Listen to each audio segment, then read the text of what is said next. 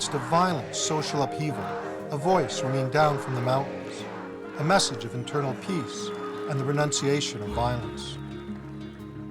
La no discriminación y la no violencia. Some hailed the rise of a new prophet, a healer. Others denounced him as a false messiah, a danger to youth, a threat to society. The Silo movement became a movement that was seen as dangerous. His followers persecuted, tortured, even killed.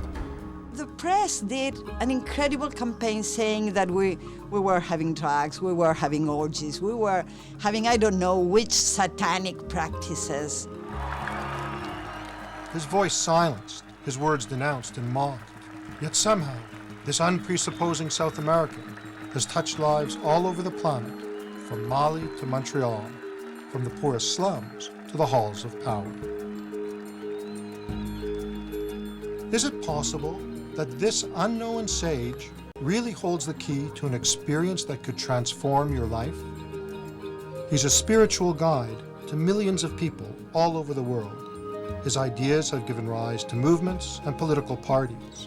His social, literary, and spiritual writings have been published in dozens of languages. How is it that after all that, he remains the best-kept secret of the Andes?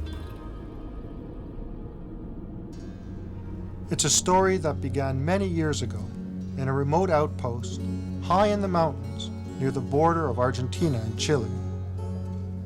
Today, thousands have traveled from the most distant points to join Silo not far from Aconcagua, the tallest mountain in the Americas. I'm here in the crowd, not only as a filmmaker, but also as one of many pilgrims from around the world who have traveled to this place where three great mountain chains converge. We have made our ways from Africa and the US, from every part of South America, from across Europe and Asia. All of this in response to Silo's message that our suffering and contradiction cause violence within us and around us, that creating internal unity ends that violence and produces the conditions for something new: peace, force, and joy. Imagine a spirituality that's not a religion, organizations of volunteers where no one is paid, including the leaders. An inspiration that for some has given birth to social action, for others political organization, and for many a spiritual path. Hemos peregrinado a este paraje desolado buscando la fuerza que alimente nuestra vida, buscando alegría en el hacer y buscando la paz mental necesaria para progresar en este mundo alterado y violento. Paz, fuerza, alegría. Paz, fuerza, alegría. For some, all of this is very new. Others have come to join old friends and colleagues. My path to this place began when I was 20 and first came across Silo's writings in a bookstore in Canada. Others have traveled farther and longer. The first time Silo spoke here, the rocky landscape was unadorned by buildings. Those who came did so at great personal risk. The first time, no one arrived in such style. The authorities were even less welcoming. The situation was more complicated and more dangerous. It may not be obvious in what a tourist might see today, but by the late 60s, Argentina was being torn apart by military dictatorship, right-wing hit squads, left-wing guerrillas, and everything in between. The cultural and political upheaval of that moment wasn't unique to South America. Riots and insurgency, revolution and protest were the reality from Malaysia to Ohio. In that overwrought environment, stories spread down from the mountain of an extraordinary young man. Drawn by curiosity or hope, guided by rumor or intuition, they sought him out, looking for a healer, a guru, or a guide. By 1969, Silo was living far from the centers of power in a small stone hermitage that he had constructed some miles from the outpost of Punta de Vacas. Even here, in the isolation of the mountains, the local military would often disturb his meditations by taking pot shots at him, just for fun. In the midst of the social and political turbulence, word of Silo continued to spread, and after persistent requests, he finally agreed to leave his mountain retreat and speak to a group of people in the city. Though permits were granted, the crowds were arrested before the events began. It was a pattern that repeated until it was finally announced that Silo was certainly free to speak if he wanted to speak to the rocks. He was told that he'd be welcome to return to his hermitage and speak to all the people who wanted to join him there.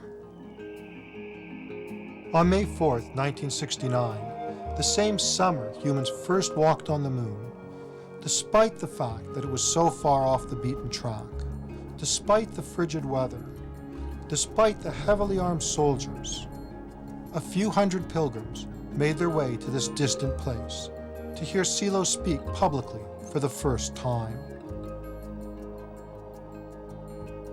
His words must have surprised those who came to hear a Messiah or a healer. A escuchar un hombre de quien se supone se transmite la sabiduría, has equivocado el camino, porque la sabiduría no se transmite por medio de libros ni de arengas. La sabiduría está en el fondo de tu conciencia como el amor, está en el fondo de tu corazón. The talk that Silo gave that day lasted perhaps 20 minutes. Desconocedor de las leyes que rigen el universo, It focused on the nature of pain and suffering, desconocedor de las leyes de la historia, the varied forms of violence, the relation between the violence inside of us and the violence around us. At the heart of it was the tale of a traveler who had lost his way, a story of suffering and pleasure, of need and desire, and the possibility of a profound change. And somehow, despite all the difficulties, his message spread, by word of mouth, by flyers and posters, by every means imaginable, even as a comic book.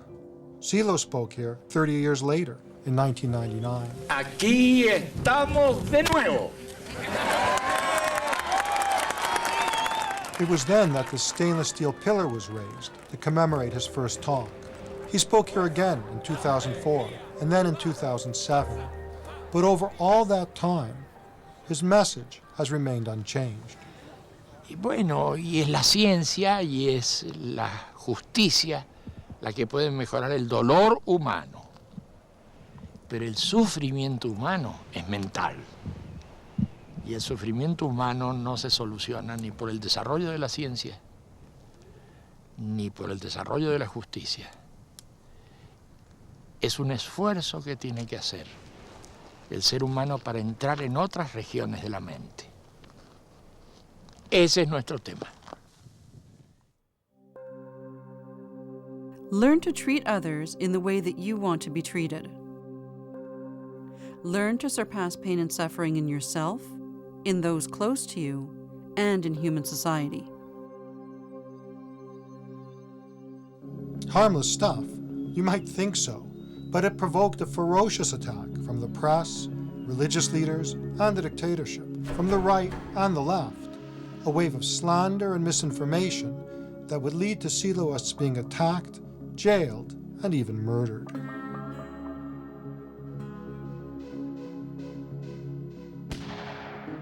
The same pattern would later be repeated in Europe and North America, denounced by the media and ideologues from across the spectrum, accused both of being a cult and anti-religious, communists and fascists, members ostracized, meeting centers defaced, one in Paris was burnt down, and in the States another was bombed. In 2007, a major Cairo paper denounced Siloists as Zionists and dangerous outsiders.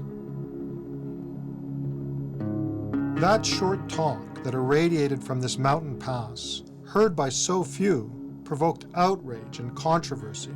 However, after all these years, surely we don't need to speculate. We can judge Silo's message by the fruits it's borne. Learn to resist the violence that is within you and outside of you. Learn to recognize the signs of the sacred within you and around you.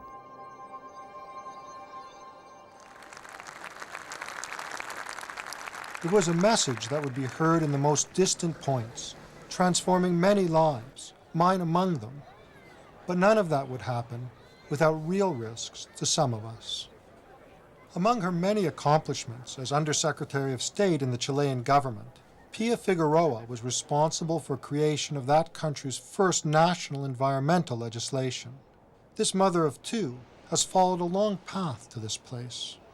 I wanted to come here when I was 15, imagine, to hear Silo here on 1969, but I wasn't able. Not long before, a young Pia had first heard about Silo. Under the door of my house, it came a small leaflet, very small, I remember, with the image of Silo. It said, "My teachings are not for the successful, are for those ones that carry failure in their hearts." And I felt that that was what I had in my heart. Where the choices for change seem to be self-absorption and drugs or armed struggle, Silo's call for nonviolent personal and social transformation touched some deeply, but went very much against the current of the times. I remember once in my friend's house, she was having the guns hidden in, under her bed. I mean, that was the kind of options we were taking. Maybe if I would have taken the choice of a violent revolution, maybe my parents would have understood better. Her father's reaction wasn't surprising, considering the baseless and vicious slander accusing Silo and the Siloists of every crime from rape to murder. The Silo movement became a movement that was seen as dangerous. Fíjate que esa violencia siempre deriva del deseo. Cuanto más violento sea un hombre, más... We, of course, took our time to study our issues and went to retreats or out of town to take some days to think about. We were just meditating, but the press did an incredible campaign saying that we were having drugs, we were having orgies, we were having I don't know which satanic practices. It was totally unproportioned, totally monstrous. They was beginning to say that they kidnapped children and took them to meetings, and immediately they began suggesting that the meetings had sexual ideas. My father, he wanted me back in home immediately. My sister followed also. She was smaller, 2 years younger than me, and he was desperate. I am a lawyer. I did what I was taught should be done in that case. I went to the police. And she was found in one of the Silos meetings. The hysteria of the time meant that Pia's peaceful meditations were about to be harshly interrupted.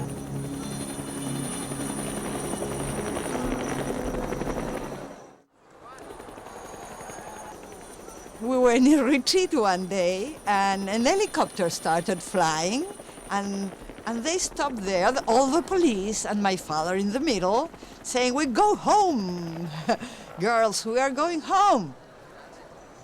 And we were immediately brought to Santiago, and the judge started this trial, absurd trial, and we spent 5 days in jail.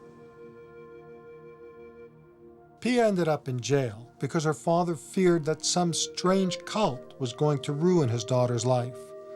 Subsequent events were going to prove him wrong. I think that if people were like Pia, we would have a very nicer world. Definitely. In this crowd are others who, like Pia, were around in those early days. Some suffered the same kind of social ostracism. Others were imprisoned or worse. Some stayed, and some, as exiles or by choice, left for Europe, Asia, and the States. After jail and after that direct confrontation with my father, I decided that this message was enough important as to bring it to many other peoples in the world. So with some friends we organized and we went to Asia, and I lived in the Philippines for a couple of years. And we published Silo's books, and we formed a lot of groups and a huge movement, where I met a couple of people, very nice friends of mine, Victor and Cherise, who later on moved to Canada. And it was in that roundabout way that I first encountered Silo's message. I came across a sign posted by these two new Canadian immigrants. It referred to a dozen principles, tactics to creating a coherent life, principles of valid action. And then I found the book these principles were taken from, The Inner Look, a kind of poetic journey from non-meaning to meaning. The very first page lets you know what you're getting into. Here it tells how the non-meaning of life is converted into meaning and fulfillment. Here is joy, love for humanity, for nature, for the spirit. Here the worldly is not placed in opposition to the eternal. Here it tells of the inner revelation, at which all arrive who carefully meditate in humble search. To me, they seemed words that held great promise. But there were also things in that book that were hard to wrap my head around. Ese es el librito que nosotros pasamos y le decimos a la gente, medite este librito, fíjese si en este librito están las cosas que a usted le resuenan como cosas importantes en su vida. Porque pronto va a salir el tema de, usted no va a estar aquí todo el tiempo, usted va a partir, todos vamos a partir, la vida se acaba en algún momento. ¿Cómo sigue esta película? ¿Es que usted termina para siempre? ¿O es que algo continúa en usted? Usted quisiera tener respuestas sobre eso antes de partir, porque partir es seguro que va a partir. But why all this talk about death? It was difficult for me to understand why something lurking in the future should be a problem today. And no wonder. We've been trained to look only to our inheritance from the past for explanations of the present. It's a proven and powerful approach. Whether it's psychoanalysis trying to explain what we are by what happened to us in our infancy, or cosmology looking back at the Big Bang to understand what our universe is like today, we expect the past to hold all the answers. Para todo, paz, fuerza y alegría. But Silo turned it around, putting the emphasis on the future. Imagine someone with a difficult past who believes that tomorrow will be great. Compare them with someone with a wonderful past who believes that everything is falling apart. And for all of us, the future holds one certainty: it will end. And if meaning has to do with the future, what then? There's no meaning if everything ends in death. What do I have that can transcend death? My reputation, my children, the actions I put in motion, or... And it's these seemingly simple questions that Silo asks us to reflect on. Do not let your life pass by without asking yourself, who am I? Do not let your life pass by without asking yourself, where am I going? Sí. For someone so focused on questions of death and transcendence, you might expect Silo to have a lot to say about God. Yo lo que le digo es que él crea o no crea, perfecto. Me parece muy bien que crea o que no crea, me da igual. Pero que ese no es el tema para salir del mundo del sufrimiento y para crear un nuevo tipo de ser humano. Ese no es el tema. Eso es lo que le digo a la gente que cree. Que crea. Y si me dice que no cree, pues que no crea. Porque el tema es otro. El tema es otro. No es el tema de que cree en Dios o no cree en Dios. El tema es cómo soluciona sus problemas existenciales. Y lo existencial no se resuelve porque crea o no crea en Dios. Our spirituality is not the spirituality of superstition. It is the spirituality that is awakened from its deep sleep to nurture the best aspirations of the human being.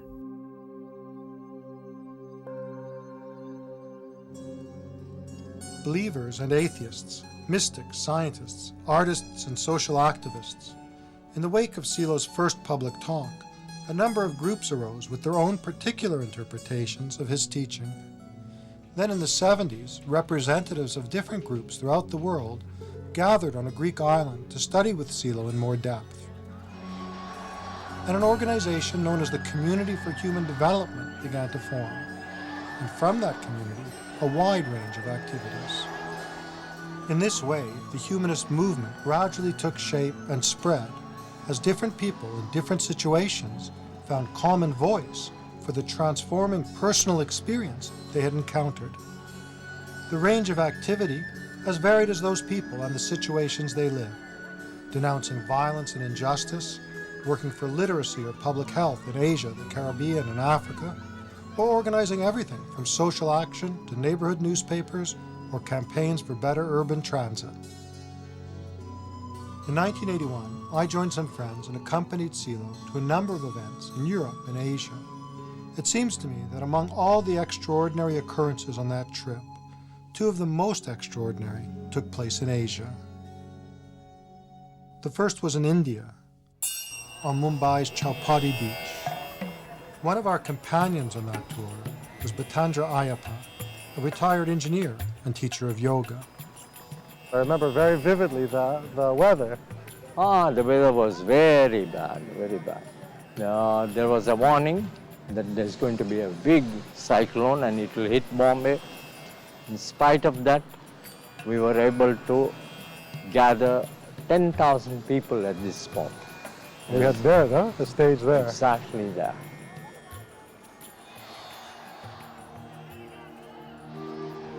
In the midst of that chaos, despite the storm, after speeches and talks, Silo invited those who agreed with his message to stand. 10,000 people rose to their feet, and for many, something extraordinary happened. From this very internal experience, people drew varied conclusions, interpreting the experience in different ways, with consequences that continue to play out decades later.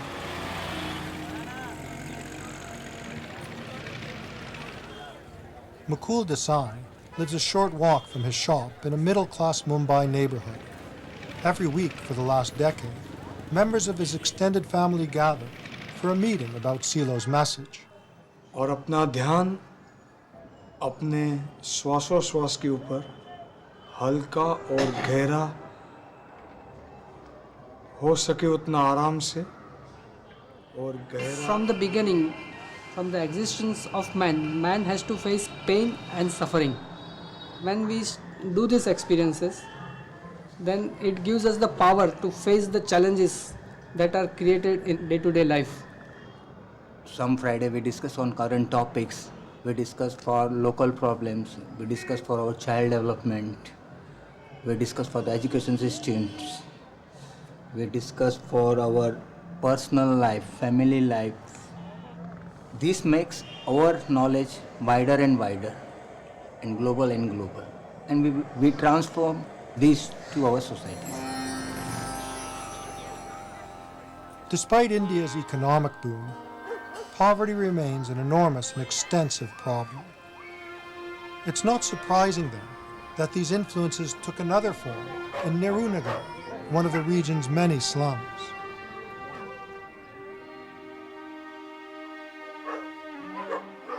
Shankar was born and still lives here with his parents, his wife, and his child.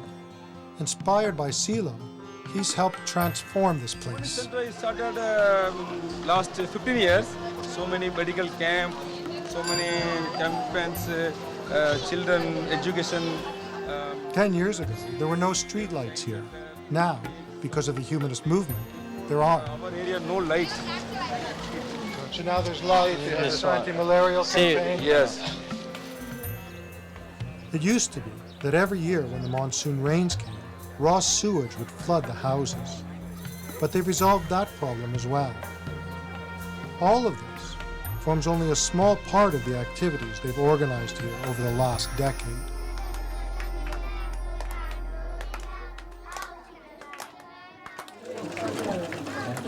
This is Human Center. This last 10 years we are running. So the idea is that they'll learn to sew and then they can actually get work sewing and earn some money and help support the family. Getting 100 to 150 rupees. You can manage your family easily. Rukaya Joshi is a professor of management and an important part of this project. So focus of this center where I am associated is women and children.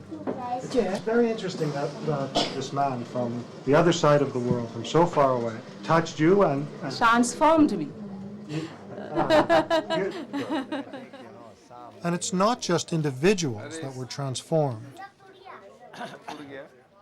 People had lost faith in themselves in this area of Nehru-Nagar.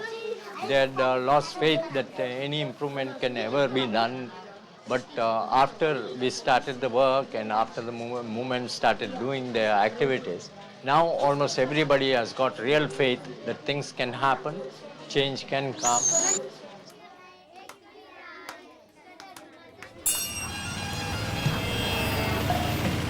These changes aren't limited to the city. 10 hours by train and another half day of driving will bring you here to Nilanga, a small farming village.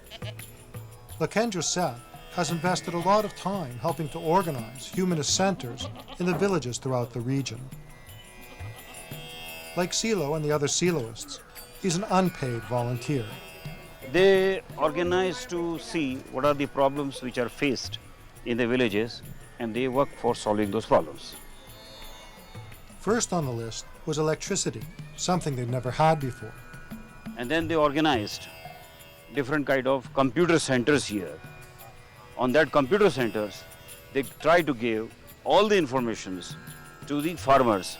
Here they also teach them how to do better farming, better organized systems, and change the costing of the farming by making new inventions into the farming. One of the most important innovations involved switching from expensive chemical fertilizers to organic farming.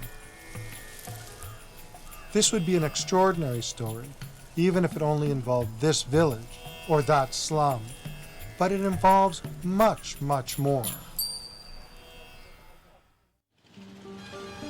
Invisible to the mass media, unreported in the news, the consequences of Silo's message are transforming lives in the largest cities and in over 1,000 villages in India alone. But all of that was to unfold in the years following Silo's brief visit in 1981.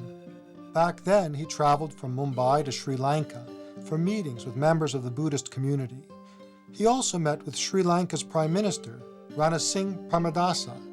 The meeting was civil, but the Prime Minister was unusually forthcoming. He told Silo it was pointless for a foreigner to come here and preach nonviolence in this peaceful Buddhist nation. Some years later, Premadasa was assassinated, and Sri Lanka continued its plunge into a violent civil war, which has continued till today.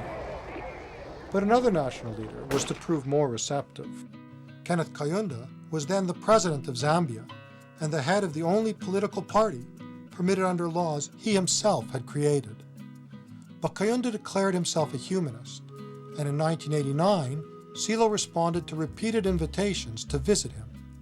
At that meeting, Silo insisted on the need for Kaunda to allow real democracy in Zambia.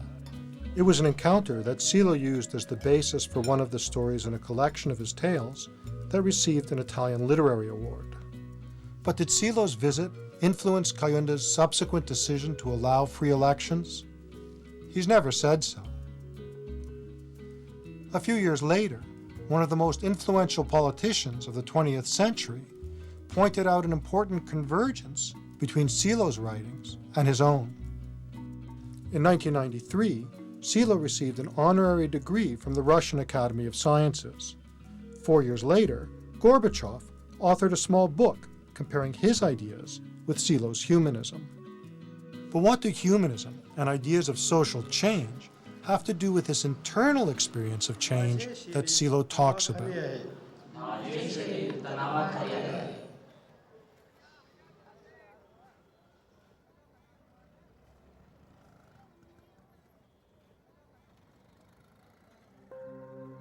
If you are indifferent to the pain and suffering of others, none of the help that you ask for will find justification.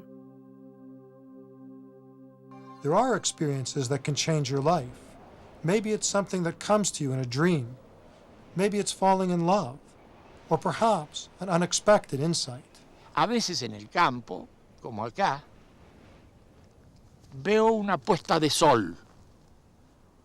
Y en esa puesta de sol es como si entendiera todo, por muy poco tiempo. Es entender todo, de golpe, por muy poco tiempo. Ligado a esa puesta de sol, es para mí una experiencia de cambio que puede llegar a ser muy importante. Pero yo habitualmente no saco consecuencias de eso. Todas las personas han tenido experiencias de ese tipo, pero son muy pocas las personas que han profundizado en esas experiencias. Ahí entramos nosotros. Silo said that our experiences, even the most ineffable, don't stay in our heads. They affect what we do. We act them out in the world. Early in the 1980s, Silo's call for a change that would begin with you and your immediate environment took a truly political turn with the creation of the Humanist Party.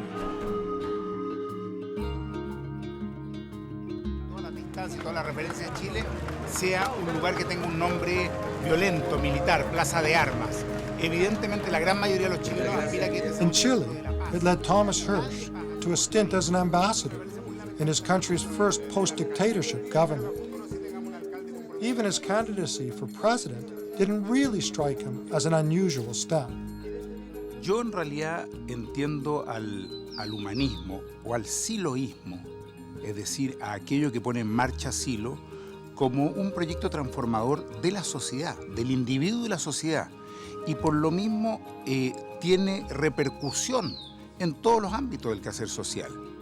While the banners of New Humanism were visible in the overthrow of dictatorship in the Philippines, and the party played a key role in the return of democracy to Chile, it's much more than a political party. Que yo siento que me va transformando a mí, pero que también comienza poco a poco a contribuir en una transformación del medio.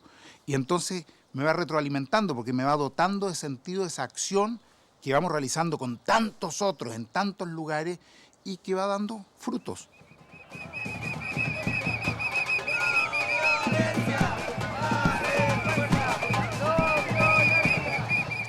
Today, the party is present in many regions of the world. But at the beginning of the 21st century, it was to Latin America that around the world, the eyes of the left were turning. And no wonder, across the continent, a new breed of politicians seemed to be appearing. Nos conmovemos con el mensaje de Silo. Drawn from different parts of the political spectrum, but each of them, in some way, promising a break with the past. Among those new politicians, Evo Morales, embattled leader of Bolivia, often hailed as the country's first indigenous president. Una vez escuché su intervención que empezó a las 6 de la tarde. The Latin American New Humanist Forum was preceded by a traditional ceremony at this ancient and sacred site of Bolivia's indigenous Aymara people. And among the participants was President Morales, seen as a socialist threat by many of the planet's largest business interests. But President Morales doesn't define himself in terms of the left or the right. Un periodista me dice, ¿tú eres derechista o izquierdista? Yo digo, ni izquierdista ni derechista, sino humanista.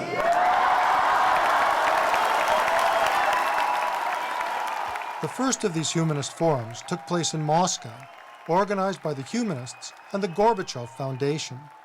Later ones were held in cities from Lisbon to Dakar, and here in New York City, where the first North American forum was organized by the humanist movement and New York's Hunter College. Participants from Canada, the US, and Mexico were joined by guests from abroad. The world is absolutely, interconnected.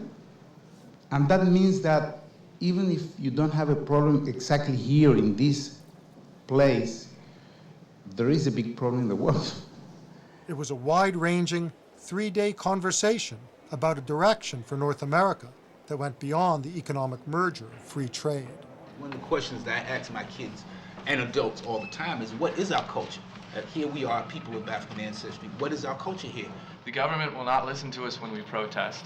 That's obvious. As the Education for Nonviolence Forum in Quebec, instead of being victimized, they organize themselves, and this is very interesting. Politics, philosophy, personal change, social activism. In all of this varied activity, some say they see nothing but a chaos of changing opinions. Some of us see varied interpretations of a single vision. Nosotros que tenemos la cabeza tan cerrada, creemos siempre que la interpretación tiene que ser una. Y resulta que las interpretaciones son diversas, porque son diversos los ángulos de las personas. Y eso ocurre con el lenguaje, parece que fueran cosas distintas. En realidad es la misma historia en el fondo. Son traducciones de ese mensaje. And at the heart of all this, a stillness. Deja que la fuerza se manifieste en ti. Trata de ver su luz adentro de tus ojos y no impidas que ella obra por sí sola. Siente la fuerza y su luminosidad interna. Déjala que se manifieste libremente.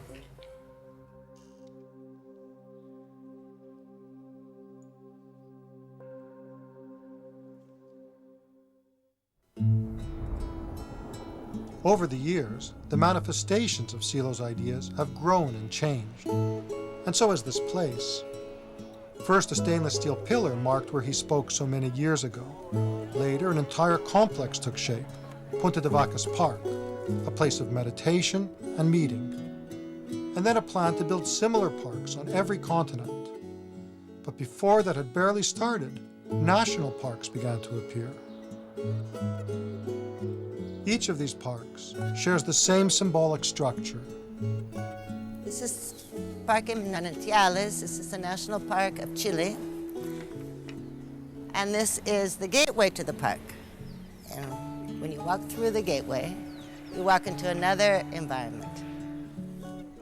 And then all the parks also have a monolith. Its form has to do with historically how the human being has always built that, which has something to do with the connection of the heavens with the earth. And then we also have a fountain, underground springs, waters. It has to do with life in itself. And then there's a stele, which is like a little monument with all the names of the people who have helped build the park, because our parks are put together just by people. And then we have the halls, and they're purposely made without any distraction. And in our halls, what you find are other people or empty space. And so the two situations are the best situations to reflect or to have internal experience. And our parks are open for everyone.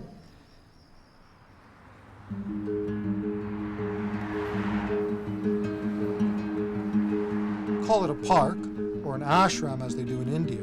The names change, but the substance remains the same. We have the monolith at that end. Oh, there, the monolith will be there. Utility this thing section will be on the other side. Some are regional parks, like this one in India, Red Bluff in California, and Tigliano in Italy. Others are national parks, like Manantiales in Chile, and Spain's Toledo Park. La Reja in Argentina is the national park for South America. Today, the park in La Reja, just outside of Buenos Aires, is filled with people enjoying this beautiful May afternoon. Trees and grass instead of desert or mountains, but the familiar gate, hall, monolith, fountain, and of course the same atmosphere, the same spirit. And at the heart of that spirit, what is the nature of this experience that we keep hearing about?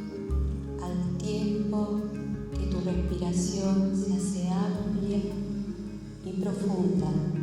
An experience that it's said can, independent of your beliefs, lead to profound internal peace, unlimited vital force, and a joy that can withstand life's inevitable difficulties.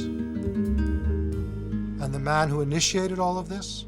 Well, if you think spirituality is only about religion, or if you think wisdom should be all warm and fuzzy, you may be looking in the wrong place. If you're expecting someone wrapped in robes, gesturing slowly and talking softly of love, you may be looking for the wrong sage. This one's from a small South American town. You could pass him in a crowd and never think twice. He doesn't float above the ground or drive around in a golden limo. On the other hand, in all these years, he's never charged for his teachings or his time. He lives a pretty normal life, family and the family dog. Nothing very fancy, but it's a warm home full of friends and laughter, a simple human being like the rest of us. Well, certainly in some ways. Voy a la chacarita, al desarmadero, a buscar unos caños de petróleo para el parque.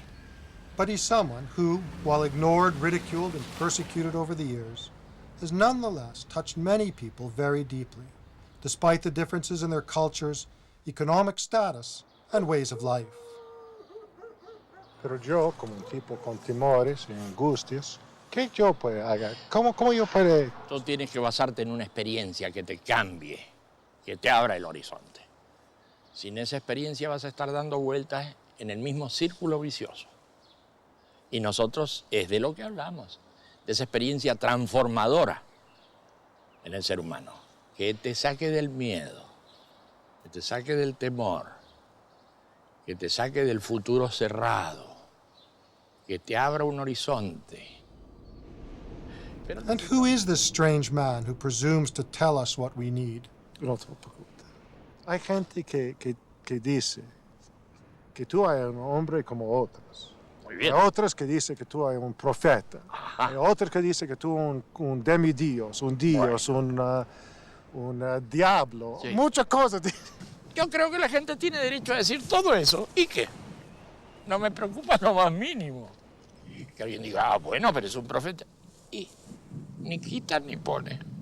Es una persona común. Y si el tema está en cómo puede hacer uno para salir de los problemas del sufrimiento, del dolor, de todas esas cosas que no tiene cómo sufrir. ¿Y qué importa que soy yo?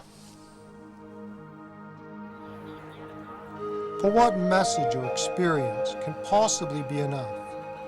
What right-thinking person can really believe that things could ever be different? Who's naive enough to believe that fears, hate, and anger can ever end? Who can doubt that death is anything but the final defeat?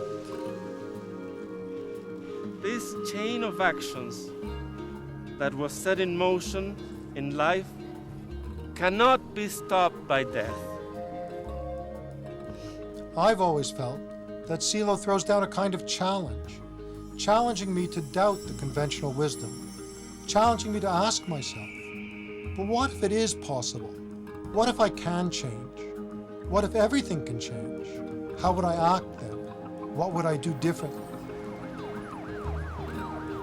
And if we continue to fail in these impossible aspirations, well, as Silo says, though you may be wise and powerful, if happiness and liberty do not grow in you and those around you, I will reject your example.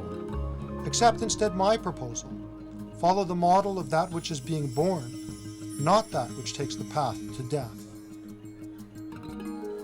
Do not imagine that you are alone in your village, in your city, on earth, or among other infinite worlds. No imaginis que estàs encadenat a aquest temps i a aquest espai. bul xalaat ni soo deewee di nga wéy di wéet ba faw.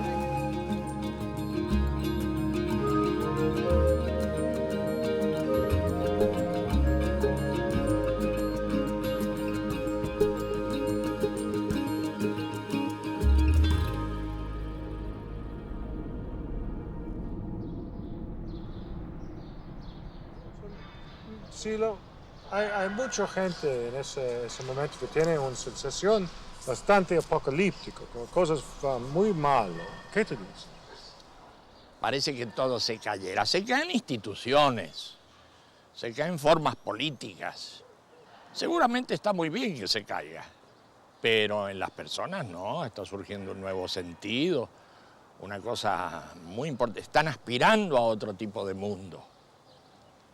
Así que creo que vamos bastante bien y nada de apocalipsis. Eso no es así.